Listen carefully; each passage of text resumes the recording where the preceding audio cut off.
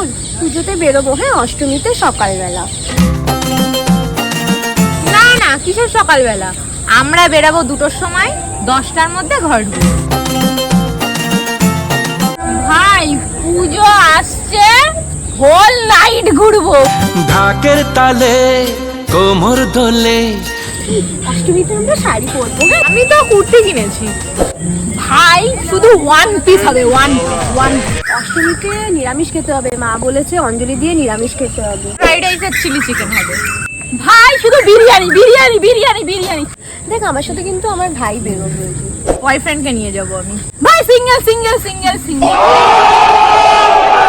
দশমীতে তো আমি মা বাড়ি যাবো, বিজয়ের প্রণাম করতে, মিষ্টি খাওয়া। আমি বন্ধুদের সাথে আড্ডা মারবো। ভাই অনলি মদ।